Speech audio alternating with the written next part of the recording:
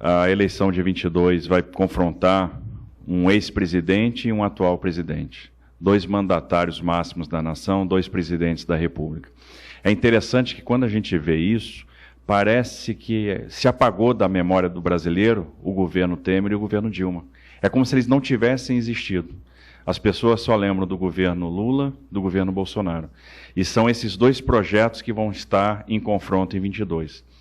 São os 2 maiores líderes da história política recente e ambos têm parcelas expressivas do eleitorado, um eleitorado fiel. E aí não há espaço para uma terceira via dentro desse cenário. O Moro desistiu da candidatura à presidência da República, que era uma candidatura que também não tinha decolado. Então o presidente acaba tendo uma visão do jogo que ninguém tem, absolutamente ninguém tem. E o que ele acaba falando acaba se confirmando. Eu me lembro no dia que o Moro ia pedir demissão, quando houve a exoneração do Valeixo, e eu tinha tido uma conversa com o Moro pela manhã bem cedo, e a conversa foi muito ruim, e eu cheguei ao presidente, olha, eu tive uma conversa com o Moro, e na verdade o que eu tinha pedido ao Moro é que ele pensasse no Brasil, que a gente estava vivendo um momento de crise sanitária, era necessário deixar a vaidade de lado, e não era possível que a gente não arrumasse dentro da Polícia Federal um excelente quadro que trouxesse ali também, que tivesse uma confiança do presidente da República, e a resposta foi extremamente negativa. E quando a gente falou para o presidente, olha, por que você não conversa com o Moro? Ele vai sair falando coisas que eu acho que ele não deve falar, e isso vai ser ruim para o senhor, vai trazer um desgaste. Acho que ele está aí pensando alguma coisa politicamente para frente. O presidente disse, não esquenta a cabeça, não vai a lugar nenhum. Ele queimou a largada. Então, o presidente tem uma visão do jogo que é extraordinária, assim, ele tem uma sensibilidade política, tem uma intuição, tem um faro. Nós estávamos inaugurando a ponte do Abunã, fica na ponta do Abunã, na divisa, né, de Rondônia com Acre. A ponte é toda em Rondônia, mas é necessária para quem acessa o estado do Acre. O estado do Acre, durante anos, décadas, viveu isolamento, ou seja, para você chegar no Acre, você tinha necessariamente que pegar uma balsa para atravessar o Rio Madeira. E essa travessia custava caro, um caminhão ia pagar R$200 e levava às vezes 5, 6 horas de fila para ingressar na balsa e fazer a travessia. Um empresário, um dono de concessionária do Acre ficou muito feliz e levou algumas motos para a ponte no dia da inauguração. E o presidente viu aquelas motos, subiu na moto, me botou na garupa dele e nós fizemos umas 3 travessias da ponte, obviamente sem capacete, sem nada. E aí, quando a gente terminou a última travessia, eu confesso que eu estava morrendo de medo, a ponto de partir para a baixaria e agarrar o presidente pela cintura. Quando a gente terminou a última travessia, ele saiu da moto, virou para mim e disse assim, Capita, que ele me chama de Capita, porque eu também era capitão do Exército. Qual vai ser a notícia? Eu digo, presidente, a notícia vai ser que a gente atravessou a ponte sem moto, sem capacete. Ele falou, exatamente, a notícia vai ser essa. Nós atravessamos a ponte sem capacete. Só que eles vão falar da ponte, eles vão falar da inauguração dessa obra, que levou décadas e, do contrário, ninguém ia falar. Se atravessou uma recessão brutal na Argentina, né, que subtraiu exportações industriais brasileiras, se atravessou o desastre de Brumadinho, se atravessou a crise do Covid, se atravessou a crise hídrica, se está atravessando a guerra da Ucrânia, né, e com todas essas crises, o governo aprovou reformas para o mercado, manteve uma trajetória de consolidação fiscal, está gerando emprego, o Brasil vai crescer e a popularidade dele está em alta. Qualquer outra pessoa que tivesse atravessado as mesmas crises, com a mesma oposição sistemática da mídia, teria derretido. O Bolsonaro não derreteu, era um fenômeno. Uma eleição é um confronto de pessimismo e otimismo, de medo e esperança. As pessoas estão com medo, porque elas perderam poder aquisitivo, porque a inflação está corroendo os salários, porque o preço do combustível está alto. E aí, quem é o culpado? É o mandatário da vez.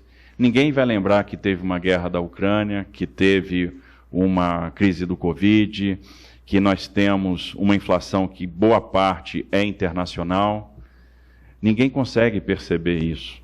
Você transfere a responsabilidade ou o seu temor e coloca na conta do mandatário da vez. E aí ninguém vai fazer racionalmente o confronto de projetos. olha só, nós caminhamos na direção de uma economia de mercado, nós aprovamos reformas importantes. Ninguém vai pensar que nós aprovamos o marco do saneamento, que nós tínhamos 30 milhões de brasileiros sem acesso à água potável e 100 milhões de brasileiros sem coleta e tratamento de esgoto, e agora nós aprovamos, e ano passado você contratou os primeiros 50 bilhões de reais em projeto de saneamento.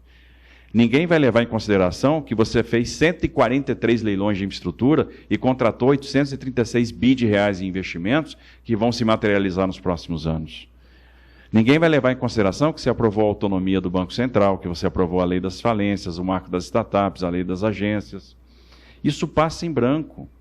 E, de repente, você absorve um discurso que é: vou interferir na mídia, vou governar com MST e MTST, vou interferir nos preços da Petrobras, vou implodir a reforma trabalhista, vou voltar ao imposto sindical, né, vou implodir o teto dos gastos. Esse é o confronto que está na mesa hoje. E aí, que escolha que nós vamos fazer? Porque o que a gente tem que perceber é que o caminho que nós trilhamos vai nos dar futuro. E se a gente não tivesse passado por essas crises, os dados apontavam, até março do ano de 2020, que nós cresceríamos em 2020 alguma coisa perto dos 4,5%. A arrecadação estava mostrando isso.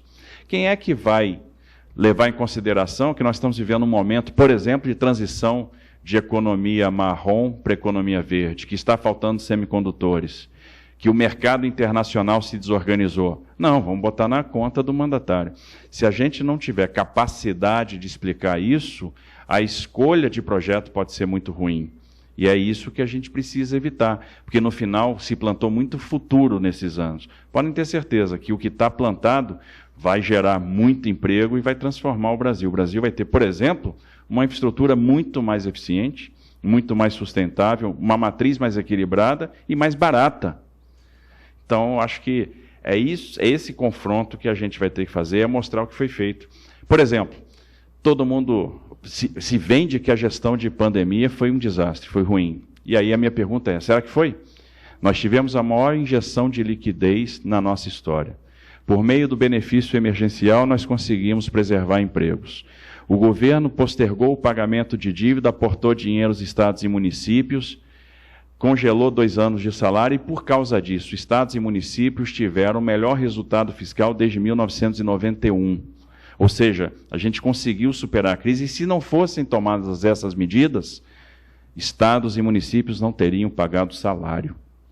Os funcionários públicos não iam receber, vários entes não pagariam salários. E, de repente, estados que estavam quebrados hoje estão no azul, está todo mundo no azul. Por quê? Nós tivemos uma safra excepcional de grandes gestores? Não, porque as medidas que foram tomadas foram corretas. Nós preservamos os empregos, né, quando o governo assumiu parte do salário e permitiu a interrupção ou a negociação dos contratos de trabalho. Veio o auxílio emergencial, que manteve ali uma capacidade de compra, e aquilo que virou poupança num determinado momento se transformou em consumo, e isso manteve a roda da economia girando. A gente conseguiu, por exemplo, nós operamos com uma taxa de juro baixa durante o período do Covid para manter a economia viva, e agora a gente está com um degrau a mais acima do juro neutro, o que vai nos permitir uma redução da inflação. E interessante, a gente está vendo um aporte, um fluxo de recursos para o Brasil enorme. Basta ver o que está acontecendo no câmbio. O mundo talvez já tenha percebido que a inflação vai ser um efeito persistente, não é algo passageiro, é algo que veio para ficar durante algum tempo, e que as empresas brasileiras operam melhor nesse ambiente do que empresas de outros lugares do mundo. E, no final das contas, o fluxo financeiro está vindo para cá. Tem certas coisas que a gente vai precisar mostrar, sob pena de levar o Brasil para um caminho muito ruim.